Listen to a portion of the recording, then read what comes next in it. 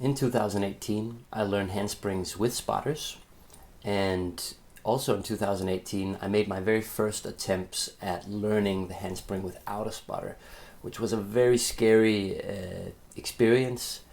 I stood in a park and warmed up for around 1.5 hours, realizing that this was my chance to either do it or not do it. It's really a do or die move. You have to commit to the jump, and it's super scary, and I don't recommend just trying it out after being spotted twice. But in this case, I was a bit of a daredevil. Normally I'm quite conservative, but in the end I wanted to get it so much that I thought to myself, even if I break my wrists, I'm going to do it now or get an injury. I was willing to get injured just so I could get the experience of trying. And finally I did it. And as you'll see in this little montage from 18 to 22, 4 years of doing handsprings, my technique doesn't improve a whole lot. I sit down really low. I tend to over rotate, especially on the first one, as you'll also see in the very first clip. And that's probably the price of learning it a little bit autodidactically without a teacher. I do think that it has the benefit of a lot of freedom for me. I find it so fun, and I just practice very independently without help.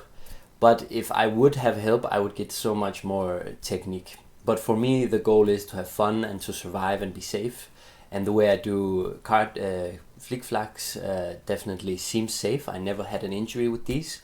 Just a little bit of pain in the wrist sometimes from doing it too much. I hope you like the montage. I'll just be commenting over the videos, and enjoy. First one. And that was it. Once I had done it, I could continue. I remember just feeling like, okay, again. Just to get it into the body. And as I learn the movement a bit, you'll see I'm not over rotating as much. I'm landing a bit straighter down on my arms. Still super ugly, but at least I'm not doing this crazy over rotation, which is actually one of the more uncomfortable ways to land, because then you get it deep in the back and you land on heavy on your knees, kind of. But yeah, I was so proud and happy at this point. I'm still very focused, but I'm just like, just to break the movement, make the fear let go. So again, here you see that over rotation on the first one, and then starts to get better immediately, at least more confident. So this is over by I was studying physiotherapy at that time, doing it inside and outside. Nice bent elbows, huge arch, not really leaning back enough and sitting too deep. So I'm kind of doing it like a backflip and not a handspring. Putting in the cartwheel here was super cool for me and challenging. And I like to split the legs. Here in the old art studio, 1 and 2. Really nice. Cartwheel combo again, feeling good. In this video I do something new. I jump, like prepare with a jump in this clip. Up. And that felt really good to get a more dynamic feeling, because I'm so slow, and coming into it a bit dynamically was fun. Just a little flow. So now by 2019 it's already starting to feel so much easier. I can just kind of go for it when I'm warm.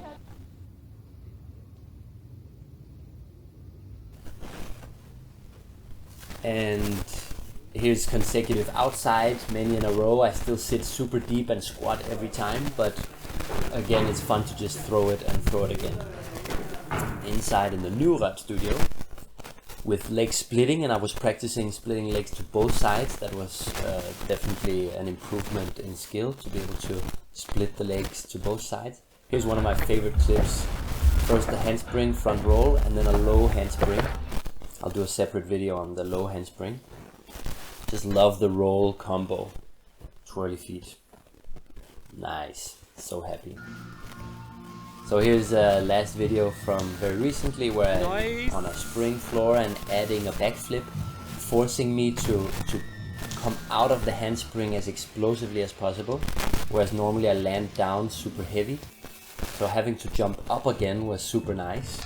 really good preps and teachers out there in Afuk helping me to break this combo. Thanks for watching.